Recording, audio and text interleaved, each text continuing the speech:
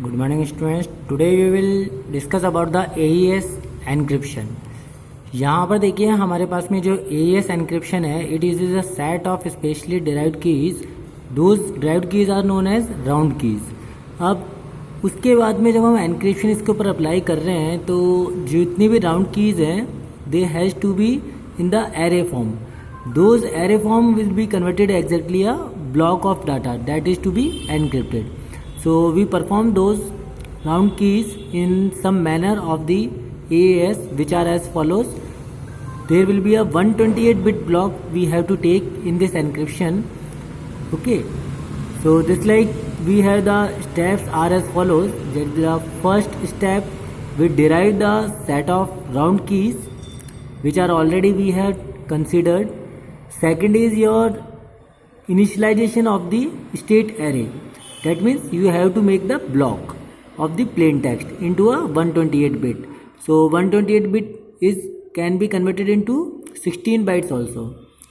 And third will be addition of the initial round key to the starting of the array. In the fourth one, we will perform those 9 rounds for the state manipulation. In the fifth, we will perform the 10th and the final round of the state manipulation, which is different with the 9 rounds. And lastly, we will copy the final state with the ciphertext. That will be the outcome of our algorithm.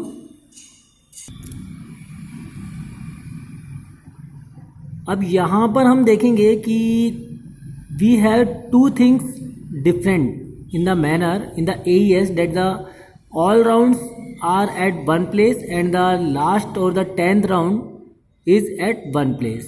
So basically the question came from here only, that what is the reason behind the different two rounds. The reason is that the 9 followed by the final 10th round is because the 10th round involves the slightly different manipulation from the other.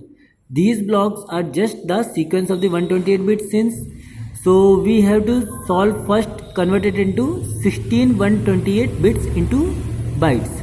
So we say that it will be converted into 16 bytes each block.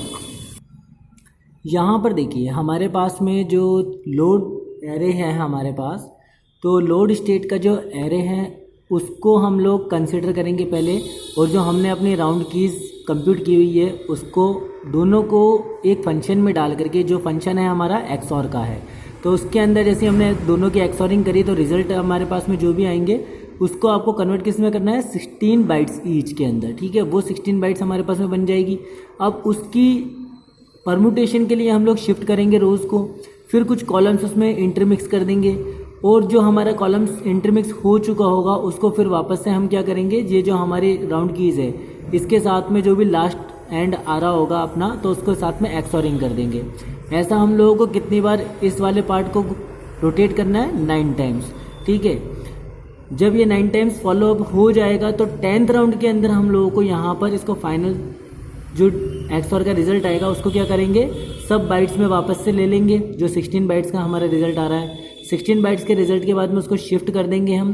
ठीक है, shift करने के बाद में वापस से उसकी एक्सऑरिंग करेंगे इसी राउंड की से.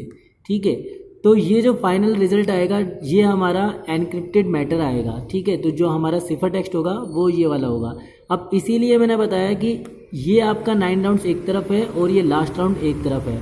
ठीक है, यहाँ पर हमारे पास में कॉलम्स की कोई मिक्सिंग नहीं की जाती है. तो मेन जो रीज़न है वो यही है कि यहाँ पर हमारे पास में जो 9 राउंड्स के बाद में लास्ट राउंड लिया हुआ है, तो लास्ट राउंड्स को क्योंकि हम लोग 16 के सब बाइट्स कन्वर्ट कर रहे हैं, तो सब बाइट्स के अंदर कॉलम मिक्सिंग नहीं करनी, इसलिए कॉलम मिक्सिंग नहीं कर रहे हैं. तो हमारे पास में जो शिफ्टिंग पैरामीटर है वो सिर्फ परम्यूटेशन के ऊपर डिपेंडेंसी कर रहा है, उसके अंदर कोई भी कन्फ्यूजन क्रिएट नहीं हो रहे हैं. ठीक है, क्योंकि कन्फ्यूजन और डिफ्यूजन दो ही तरीके होते हैं जिससे हम लोग अपनी एनक्रिप्शन पॉपुलर बना लेते हैं.